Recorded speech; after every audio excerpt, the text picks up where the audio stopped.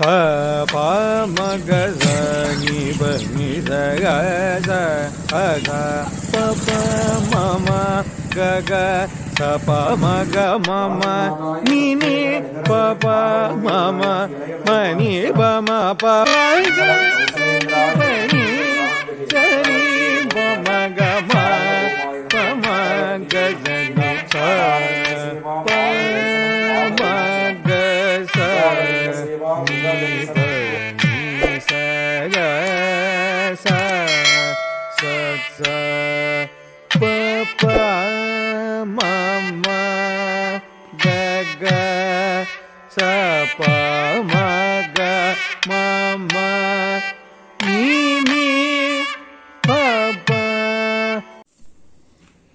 உங்களுக்கு இந்த சேனல் பிடிச்சிருந்தா ரெகுலராக சப்ஸ்கிரைப் பண்ணுங்க.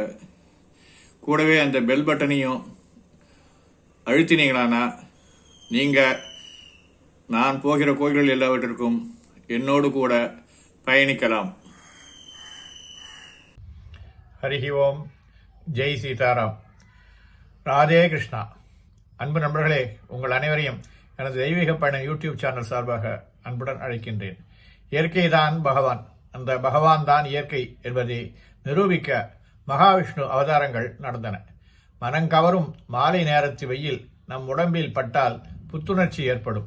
அப்படிப்பட்ட மாலை வெளியிலே தானும் அனுபவிக்க பொருட்டு பெருமாள் பள்ளி கொண்ட ஸ்தலம் திருவட்டார். வெயில் மட்டுமா பகவான் திருமேனியில் படுகிறது? இல்லை, கங்கையும் தாமிரபரணியும் மாலையாக இரு பக்கமும் செல்கின்ற காட்சியும் உண்டு. அப்படிப்பட்ட எழில் சூழ்ந்த ஊர்தான் திருவட்டார். திருவனந்தபுரத்திலிருந்து நாகர்கோவில் செல்லும் வழியில் தொடுவெட்டி என்னும் ஊர் வரும்.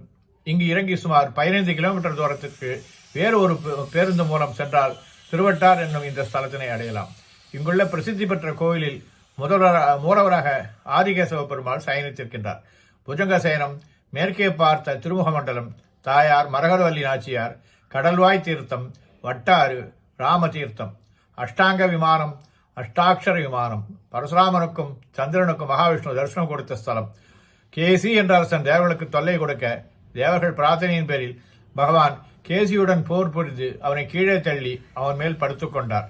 கேசியின் பத்தினியான ஆசிரி கங்கையை பிரார்த்திக்க கேசியை காப்பாற்ற கங்கை தாமிரபரணியுடன் சேர்ந்து வெள்ளமாக பெருக்கெடுத்து வந்தாள். இதை கண்ட பகவான் பூமாதேவியிடம் இந்த இடத்தை வெள்ளத்தால் பாதிக்காமல் உயரமாக மேடாக இருக்குமாறு செய்தார். பூமாதேவி அந்த இடத்தை உயரமாக்க கங்கை தாமிரபரணியினால் ஒன்றும் செய்யவில்லை.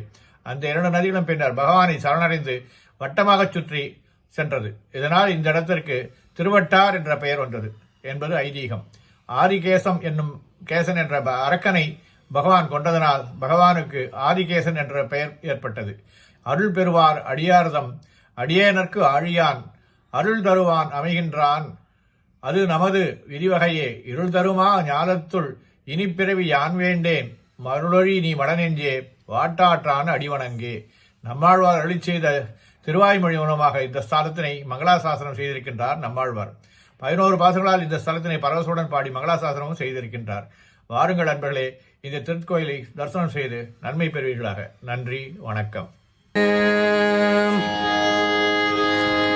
நாராயண